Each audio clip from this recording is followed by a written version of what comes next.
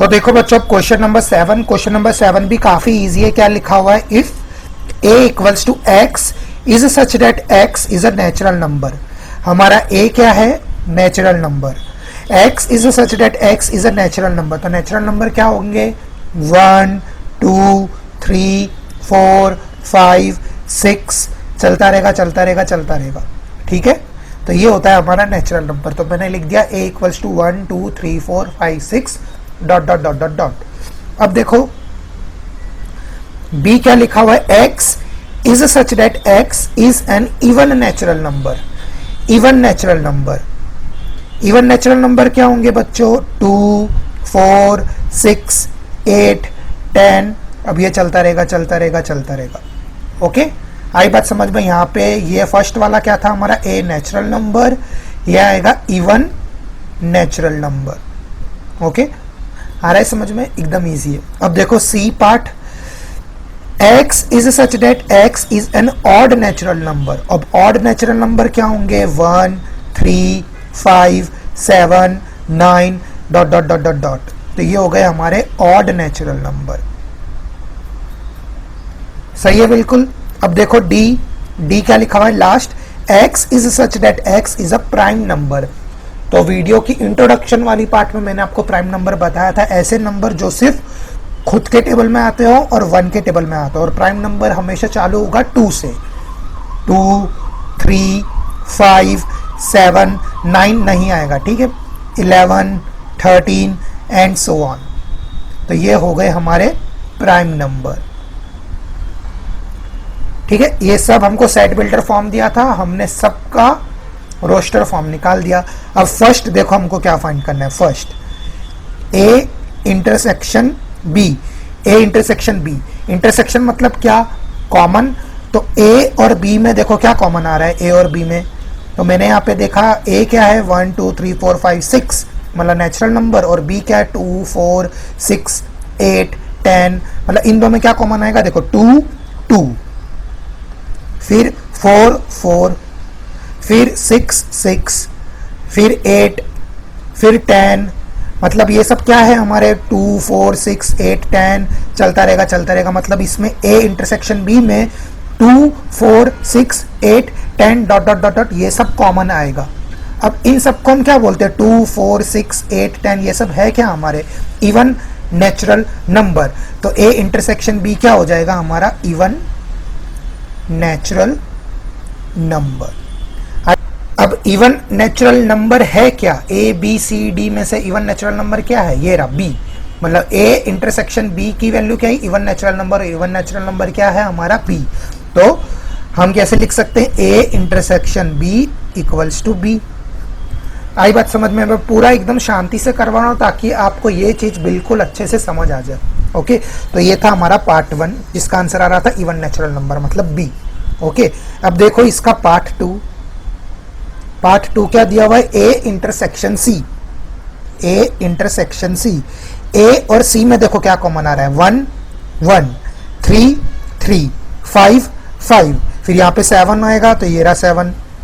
मतलब a intersection c में क्या कॉमन आ रहा है? 1 3 5 7 9 dot dot dot dot dot ये सब चलता रहेगा। अब मैंने ध्यान से देखा 1 3 5 7 9 होता क्या है? देखो ऑड नेचुरल नंबर। मतलब a इंटरसेक्शन c हमारा क्या आ जाएगा? Odd natural number. और ऑड नेचुरल नंबर क्या है हमारा क्वेश्चन में? c। मतलब a इंटरसेक्शन c की वैल्यू क्या आ गई? c। ओके, तो ये था पार्ट 1। पार्ट 2 अब देखो पार्ट 3, वो भी काफी इजी है। पार्ट 3 में क्या लिखा हुआ है? a intersection d। a intersection d, a और d। अब इसमें देखो क्या कॉमन आ रहा है? 2, फिर आएगा 3, फिर आएगा 5, फिर आएगा 7। ठीक है, a इंटरसेक्शन d में तो क्या क्या मेरा कॉमन आया? 2 3 5 7। देखो 9 नहीं आएगा, क्यों? क्योंकि 9 हमारा प्राइम नंबर नहीं है। 7 के बाद डायरेक्ट क्या आ रहा है? 11, फिर क्या आएगा? 13। मतलब इन शॉर्ट ये सारे हमारे क्या आएंगे? Prime numbers. ठीक है, नेचुरल नंबर और प्राइम नंबर में क्या कॉमन आएंगे? ऑब्वियसली प्राइम नंबर ही कॉमन आएगा। मतलब a इंटरसेक्शन d क्या होगा? हमारा प्राइम नंबर। और प्राइम नंबर क्या है? d। मतलब ए इंटरसेक्शन डी की वैल्यू क्या आ गई, डी। तो थर्ड का आंसर क्या आ जाएगा, डी। ओके, इस तरीके से आपको सोच के इसका आंसर लिखना है। ओके, इसलिए मैंने आपको ए बी सी डी पहले ही यहाँ पे लिखा दिया था। A natural number, B even number, C odd number, D हमारा प्राइम नंबर। अब उस तरीके से हमको पहले रोस्टर फॉर्म लिखना है, फिर सोचना है कि ए बी सी डी में से ये क्या होना चाहिए। ठीक है, तो ये था इसका पार्ट 3।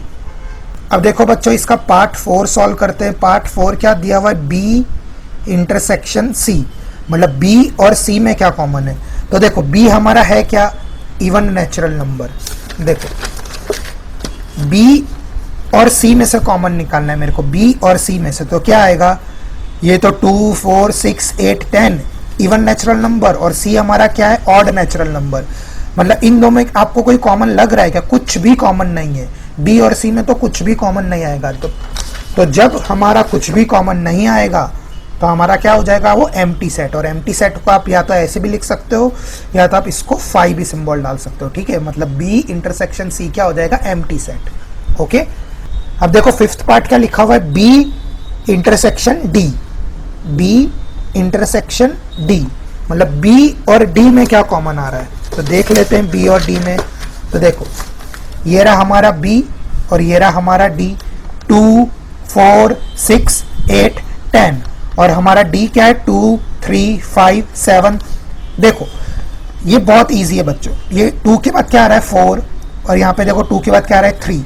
मतलब मैंने ध्यान से देखा बी और डी में मुझे सिर्फ 2 कॉमन दिखाई दे रहा है, सिर्फ और सिर्फ 2, और कुछ भी कॉमन दिखाई नहीं दे रहा है। मतलब कि क्या, बी इंटरसेक्शन डी की वैल्यू क्या आ जाएगी, 2, सिंगलटन सेट। ठीक है, तो बी इंटरसेक्शन डी की वैल्यू क्या आ गई, 2। ओके, अब देखो बच्चों, अब इसका लास्ट पार्ट सी और डी, तो इन दो के बीच में क्या कॉमन है वो देख लेते हैं। तो देखो किसकी बात हो रही है, सी और डी की बात। तो मैंने देखा ध्यान से, सी क्या है हमारा 1 3 5 7 9 ऑड नेचुरल नंबर, और डी क्या है हमारे प्राइम नंबर्स। तो मैंने ध्यान से देखा यहाँ पे कॉमन आ रहा है 3 3 5 5 7 7, फिर यहाँ पे ऑड नेचुरल नंबर में यहाँ पे आगे जाके 11 13 वो सब भी आएगा, और 11 13 इधर भी है। मतलब कि क्या, सी और डी में मेरा क्या कॉमन आ रहा है, prime numbers, prime number common आ रहे हैं। बट इसमें बच्चे एक मिस्टेक करके आते हैं, प्राइम नंबर्स, अकेला प्राइम नंबर कॉमन नहीं आ रहा है बच्चों। देखो प्राइम नंबर तो 2 भी होता है, बट 2 यहाँ पे आपको कहीं पे भी दिखाई दे रहा है, सी में 2 होता तो हम प्राइम नंबर लिख लेते, बट यहाँ पे तो 2 है नहीं, और हमको पता है 2 भी हमारा प्राइम नंबर है। मतलब कि क्या, इन शॉर्ट प्राइम नंबर तो कॉमन आ रहा है, बट कैसे prime number, odd prime numbers. ठीक है, 2 हमारा इवन प्राइम नंबर है, बट हमारे कॉमन क्या आएंगे, ऑड प्राइम नंबर्स।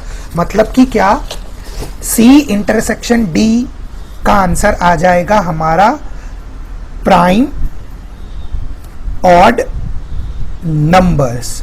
आई बात समझ में, प्राइम ऑड नंबर्स। और आप चाहो तो इसको ऐसे भी लिख सकते हो, आप चाहो तो इसको सेट बिल्डर फॉर्म में भी लिख सकते हो। तो कैसे लिखोगे, सी इंटरसेक्शन डी हमारा क्या आ रहा है, प्राइम ऑड नंबर्स। तो मतलब x is such that x is a odd prime numbers.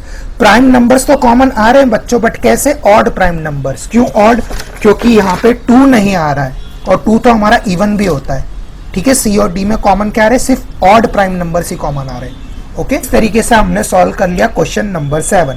ठीक है, शांति से वीडियो देखोगे, 1-2 बार आपको समझ आ जाएगा। फिर भी आपको कोई भी डाउट हो तो मुझे कमेंट करके जरूर बताना। ओके, तो चलिए अब सॉल्व करते हैं क्वेश्चन नंबर 8।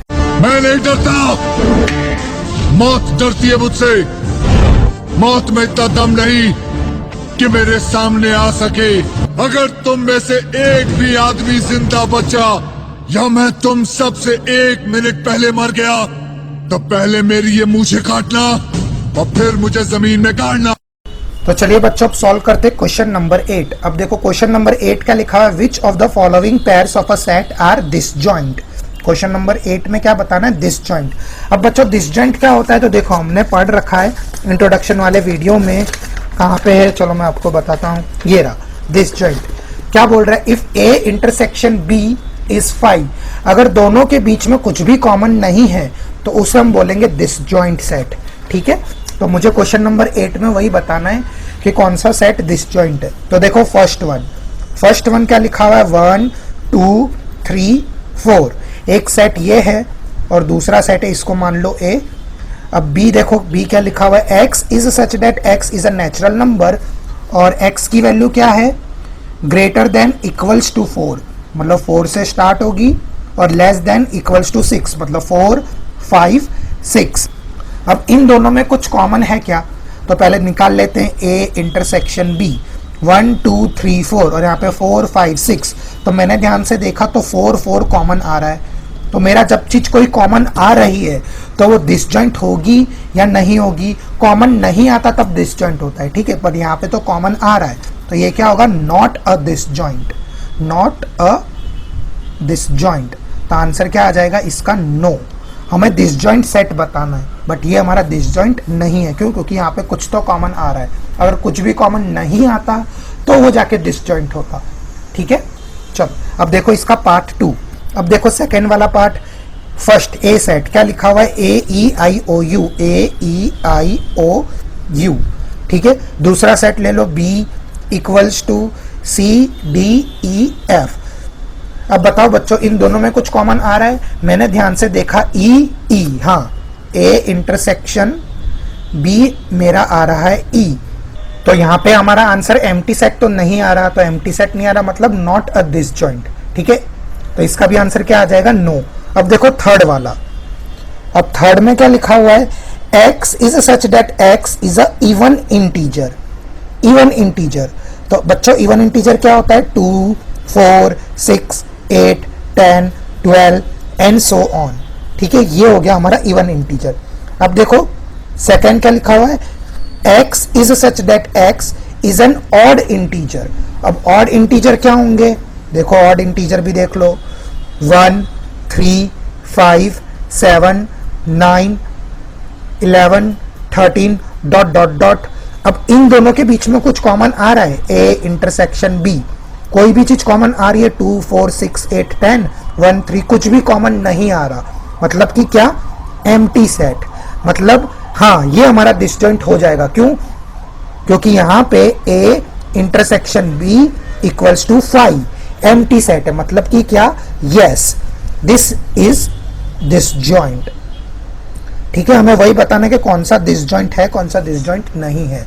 तो ये हमारा आंसर कैसा आ जाएगा, डिसजॉइंट, ठीक है। आ गई बात समझ में, डिसजॉइंट का बस आपको कंसेप्ट याद रखना है, क्या, कि if A intersection B equals to 5, empty आना चाहिए, तो यहाँ पे भी एम्प्टी आ रहा है, मतलब कि क्या, थर्ड हमारा हो जाएगा डिसजॉइंट, ओके।